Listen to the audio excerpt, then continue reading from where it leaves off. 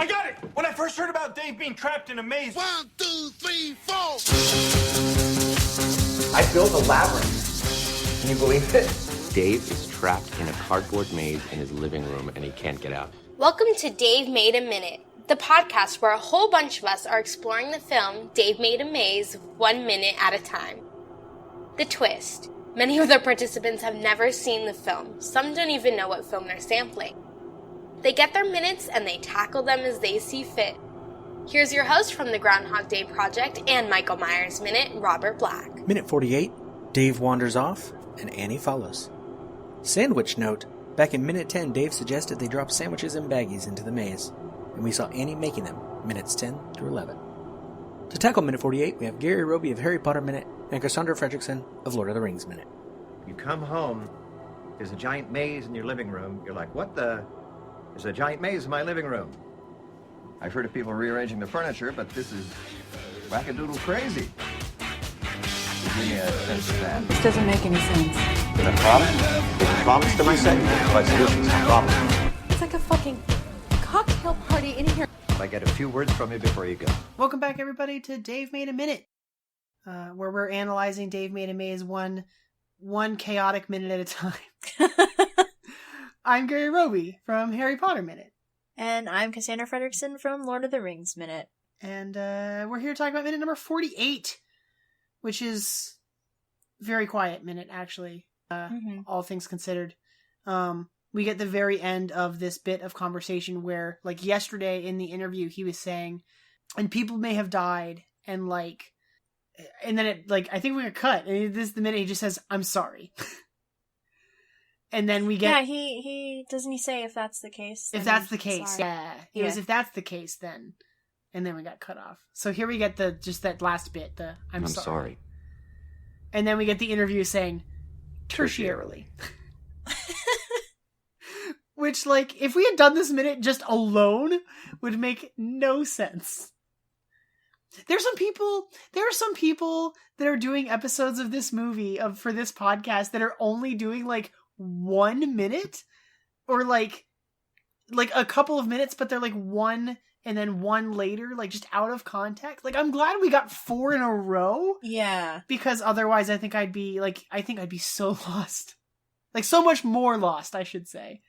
Because, like, thinking about, especially this minute in particular, like, you can kind of extrapolate what's happening from the others, because there's a lot more dialogue and a lot more of him talking, but, like, what? Like, tertiarily. Yeah. But that's it. He ends the interview. He takes the mic off and, like, walks away. He's just done. So we leave this little, like, interview space. And we cut to, like, there's, like, a little hallway that he goes into.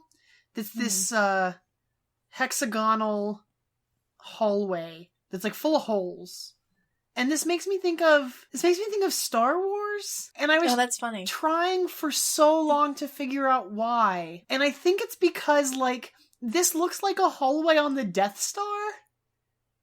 Yeah, it gives me, I was gonna say, it gives me Doctor Who vibes. Oh.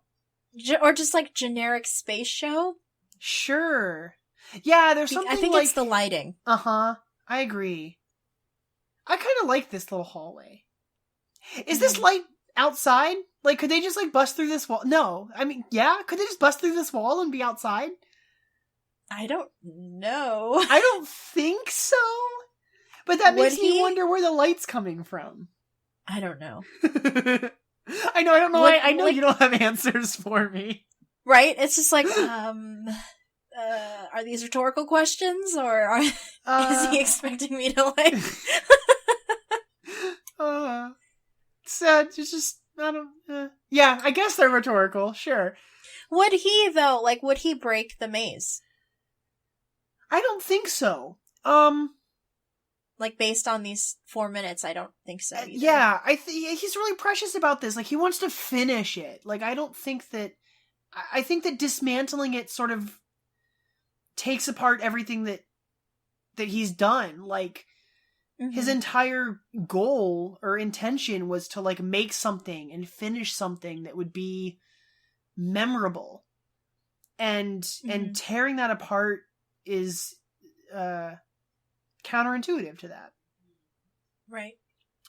I think at the beginning of the movie, when he tells his girlfriend that he's lost inside the maze, and they're outside the maze looking in, like outside of the boxes, I think his friend suggests, like, why don't I just like tear a hole in it and get you out? And I'm pretty sure he says no, like I don't want that to be the solution. Mm-hmm. I don't know, man. Sometimes when you're working on a project, you just got to scrap what you did and start over. Yeah. I was gonna say, like, I do a lot of, my friend taught me how to crochet over the summer, and there's a lot of, working on stuff and then realizing you messed up, like, 5 rows ago, so you have to, like undo everything. Yeah. Yeah. But sometimes it's necessary. Well, just burn it to the ground. There's also the, God, I think it's in Chinese culture. I could be incorrect, but like things that are handmade that like have human faults, like they might be making a tapestry and like use the wrong thread in a particular part, and it makes it unique. It's something that like adds value to that piece of artwork because it's something that is unique and that like shows that it was made by human hands. Like I think there's a term for it actually, but the phrase Gary is looking for here is a Persian flaw. It's an expression referring to the purported practice of Persian rug makers to deliberately put one flaw in every carpet, because only God is entitled to be perfect, and it would be arrogant for a mortal to aspire to perfection. I don't know off the top of my head. Or like, they'll break a piece of pottery and then like put it back together, and you have the like gold seams, like the like, oh yeah, like this was a thing that... I know the pottery thing, it might not be exclusive to Japan, but the pottery thing I've seen in like Japanese art. Yeah. So it has a quality, like part of the beauty of the piece is that it was broken at one point. Yeah. Yeah, totally. Like, I don't know, like Which I guess... this maze has its faults. Like, we know that there's a minotaur inside. Like, we know... Apparently people died. I don't think that completing this thing is going to... I don't get the impression that completing this thing is going to make it whole in a way, if that makes sense. Like, it's not going to bring back the people that died. It's not going to bring back his hand. We see him sit down here in this minute. He takes the glove off and his hand is made of cardboard. I don't care. I ain't no freaking monument to justice. I lost my hand. I lost my bride. Johnny has his hand. Johnny has his bride. You want me to take my heartbreak, put it away, and forget? That's so weird. Also, like, what happens when he leaves here? Does he just not have a hand anymore? Like, that cardboard hand's not going to work outside the maze as far as I'm concerned. It seems like the maze has, like, given life to things. Yeah. That otherwise... There's, like, a magic to this, actually. Mm-hmm. It's fascinating.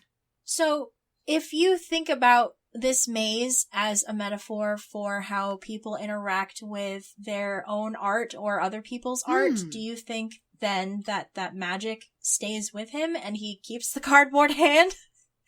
Or... Huh... Do you think that the magic of the maze is like self-suspending? So like it's like one of those movies that you watch and you're just like, okay, that was cool. And then once you leave the movie... My assumption was that it was really self-contained. Yeah. That once you left the maze, you're removing yourself from the magic of the maze. Mm-hmm. But I guess I need to rewatch this movie to the end because like there's a part of me that like if he finishes the maze, completes it, and they find their way out, I think I would really love the resolution of it to be that like, oh, now he's carrying it with him externally. And then that hand still works for him regardless of the fact that it's made of cardboard. I'm wiggling my fingers at the camera, but no one can see me. Right?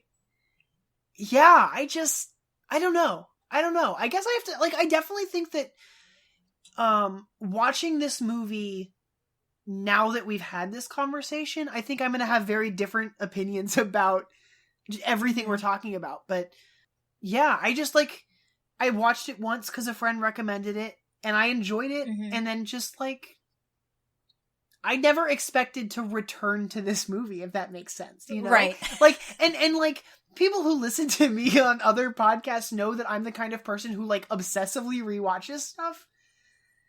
So the fact that I've only seen this movie once, I think, is really telling. Yeah. Well, sometimes once is enough. Like, oh, sure. No, sometimes... there are definitely things I've watched that I've been like, okay, I watched that. Like, I'm done. Yeah. But it just, you know, it depends on the movie. Right. This was one that I didn't intend to revisit, and I'm kind of glad that we have. I'm excited to listen to the rest of this podcast, like everyone else's episodes, and see how they interact with it, especially considering the fact that most of them like haven't seen it at all. Yeah, so that's fun. Yeah, it's a cool experiment. Oh, totally. I'm really fascinated to see how it all comes together. I'm really sad we don't get the girlfriend. I don't even know her name. She doesn't even speak in any of our minutes, and it makes me sad. I know, it's really sad. It's very frustrating. I like her. I really like her. I actually, you know, because we do get some of her in this minute, like, I really love when she comes in and sits down with him and just, like, holds his hand. Like, there's something really, like, words aren't gonna help him here in, like, what he's going through. It's easy for someone to be like, oh, it's gonna be okay, like, we're gonna figure it out, but, like, sometimes what you need is someone to just be present. Right. Yeah. I'm sad we don't get more of her in our minutes, but... He, like, steps on a sandwich. I don't know where the sandwich came from. Where did the sandwich... What is up with the sandwich? Does the sandwich mean something? It probably... Like, there's gotta be... It's not just a random sandwich in a bag. Like, this came from somewhere. Because then, like, why would he react that way? He's like, oh, I'm such an asshole. Like, do you think that's because he stepped on the sandwich? I don't know. I think it's just I assumed that line was in regards to just like the everything of what's been happening in the maze. But yeah. But I also love the idea that he's just mad that he ruined his sandwich. Well, you know those days where you're just like you're keeping everything like on lock, and then you do one stupid insignificant thing, and then everything unravels. Yeah. Like I thought, like. It's just like, oh, and I stepped on my sandwich. Like, that's just great. Like, just put a cap on this whole thing. Now I don't have anything to eat. I mean, luckily it was still in Ziploc. You can still eat it, but it's smushed now. Little smush sandwich. I wonder what kind of sandwich this was. I don't think we can tell. It's on white bread, so I'm not really interested. I don't really like like deli meats. So like a ham and cheese is the most unappealing thing to me. I worked in a Subway for a long time. This is not the direction that I was anticipating this conversation. White bread, I don't know, like that's what it made me think of. Oh my god. Maybe it's I like peanut butter and jelly. Maybe it's a peanut butter and jelly. Oh, but then definitely don't eat it, because then that's just squished and disgusting. Yeah. You need a better bread. White bread's very plain and... You need a heartier bread. Yeah. You need some nutrients, Dave. Jeez. I wonder if he made this himself or if she made it for him before she left. Like, there's some sandwiches if you get hungry. Oh, that actually, like, warms my heart a little bit. I feel like she's definitely the one that's, like, in control in this relation. Like, not in control, but, like, has her shit together in a way that Dave does not. That's why I want to figure out, if that's the case, though, like, why is she with him? That's what I want to know. That's my question. I don't know. I don't think we get enough in these minutes in order to, like, scrutinize their relationship, really. Mm-hmm. Maybe it's not just like a she sees the potential in him thing. Like, look at what he, like, even though people have died and, like, they're lost, like, look at this thing he made. Like, yeah, it's that's kind true. of incredible. Manslaughter or no? Like, if it was up to me to name the episodes, it'd be manslaughter or no. Oh my god. Really though. I also want to know about these people who died. I have concerns with a capital C. Yeah, I don't remember. I definitely think the Flemish tourists died. I don't remember what happened to the homeless guy from the beginning of the movie. Oh no. Yeah, there was like a homeless guy. I think he showed up because he wanted pizza or something. Like, I don't really remember the context of that. I don't know. I wonder how many people, like, what's the death toll in Dave Made a Maze? For the listener following along, but maybe not keeping track, we have had 3 deaths so far. Jane, Greg, and Bryn. Though there might be an asterisk on one of those. And, spoilers, there will be 4 more. And that's just if you count the humans. There's also the various origami birds, the 3 shadow dancers, and the maze itself, from a certain point of view. I guess that is problematic if the maze's magic is not self-contained, because then those people are like dead. Like, yeah. Oh yeah, I wonder if they died in the maze, but like they got out. Yeah. I don't... If it's like a video game death, or if it's like... I don't know. Well, it's, I think in, like... I'm just gonna keep bringing up Scott Pilgrim in it because we do that, but, I think in some, like, in the back of one of the Scott Pilgrim books, Brian Lee O'Malley talks about how, like, all of the evil X's that are defeated, they burst into coins, but they later, like, wake up in their homes. Like, they're not actually dead, they've just been defeated at this moment. I literally didn't know that until, or I had forgotten that until this moment. Yeah. So now, like... I don't think we've even talked about it on our show. But they, like, I think that he talks about, it's like a respawn or something. Like, it's a video, it's like a video game. Yeah. You go back to your save point or whatever. Totally. I'm like almost certain that that's something that has come up in like a Brian Lee O'Malley interview. Cause like otherwise Scott's a murderer. Right? He might be the best fighter in the province, but he killed tertiarily. Scott Pilgrim's a murderer.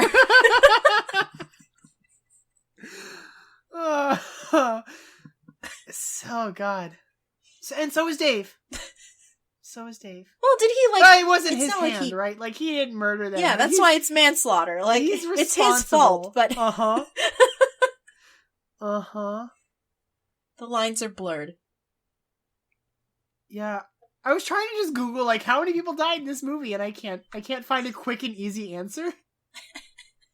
So so I'm looking at the synopsis for this on Wikipedia, mm-hmm. and it says...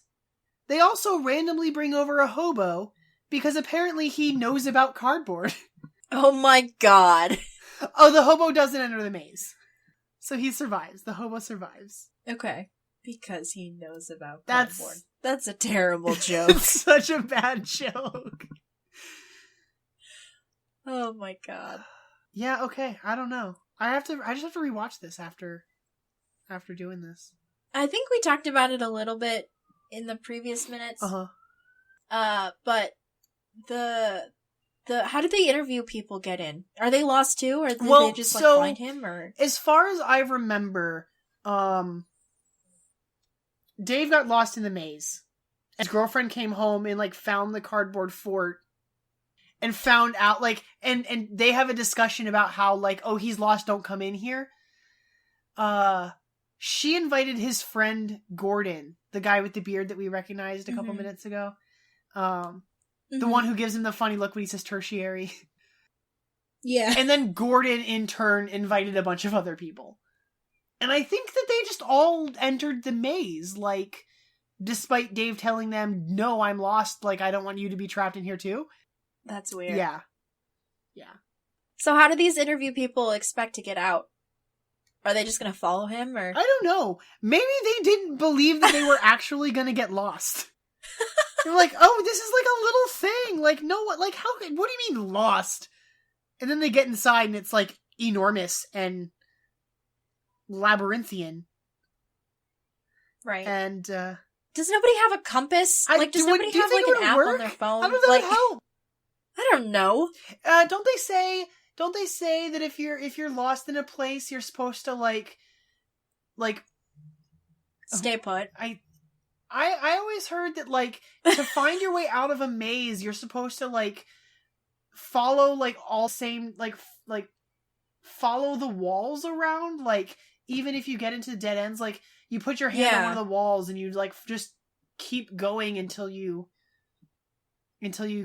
get back to where you started. Like I don't know how that works necessarily. Yeah, does nobody have like a Sharpie or something? I think it's something to that effect. Like nobody has a Sharpie to just drag along the wall as they go, so they should know have where they've been. They should have brought a thread, like in the myth, in the Greek myth. I don't know. Yeah. That's how. Oh well. Theseus, I think, is the one who kills the Minotaur. That's how he escaped. Yes. With help from his GF. So yeah. Go her. Maybe. I don't know. I guess I will have to watch this movie. I guess. Oh, pulling teeth over there. Okay. Yeah. I think that's everything I had about this movie for these 4 minutes. Legit. I appreciate you joining me for these 4 minutes. Yeah, it was fun. It was fun being really clueless and lost. Have you done any other like movies by minute shows where like you hadn't seen the movie? I don't remember if this was on or off mic, but Mad Max. Oh yeah, I think we did talk. Yeah, you're right. I don't remember if it was on mic or not, but I do remember talking about that. Mad Max, and then I think there's I don't remember if I had a couple episodes. I don't usually guest a lot on the first season of Mogwai Minute, and I had never seen Gremlins before. You've never seen Gremlins? Well, I've seen it since. Oh. But I had not seen it prior to being a guest on that show. Oh man, you weren't traumatized as a child by that movie? No, I was traumatized in real time. People can listen to me reacting to like watching the Mogwai eat chicken. It's disgusting. It's horrible. Oh my god. So I was on that show totally blind. I hadn't seen the movie before, and it was wild.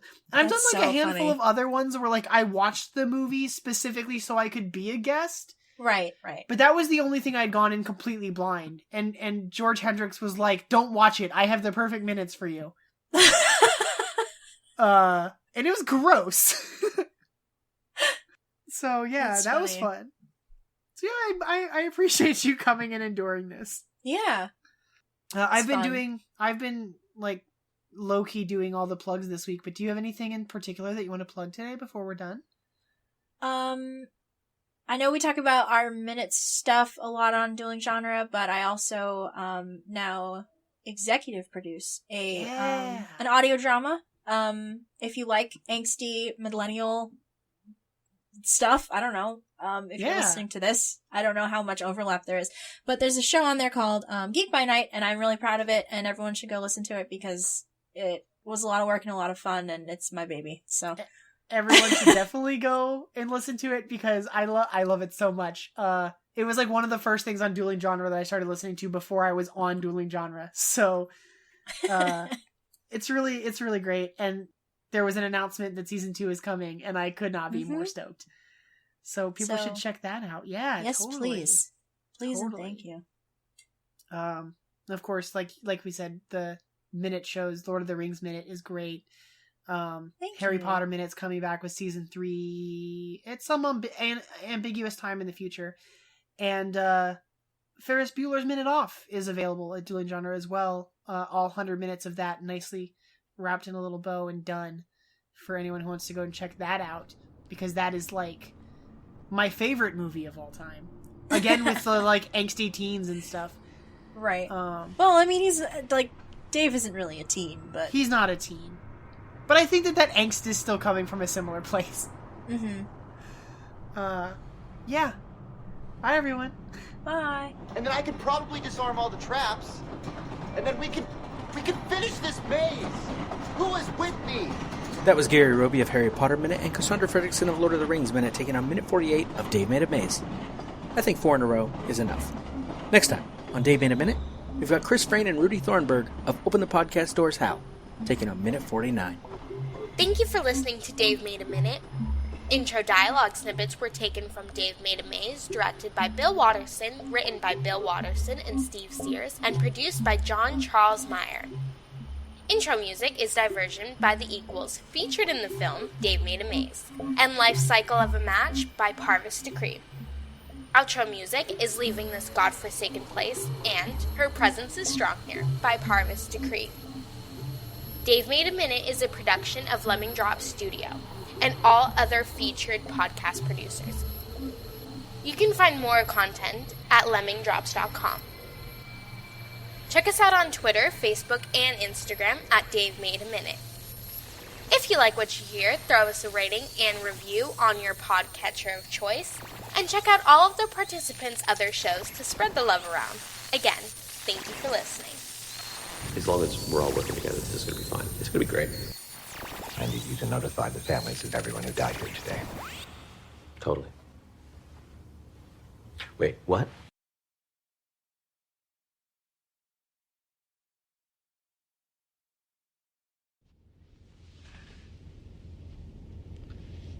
The traveler moved through time, using the power of his mind. I don't think that's the case here. No. And Mannheim's experiments with gravity and time were rudimentary and uncontrollable. Captain, I think this is one instance where you should suppress your natural tendencies. Oh, really? One of your strengths is your ability to evaluate the dynamics of a situation and then take a definitive, preemptive step, take charge. Now, you're frustrated because you not only can't see the solution, you can't even define the problem. Go on. What we're facing is neither a person or a place, at least not yet. It's time. You're saying I should just sit down, shut up, and wait. Well, I wouldn't have put it exactly like that. Not something I do easily. Your Persian flaw. Yes, perhaps it is.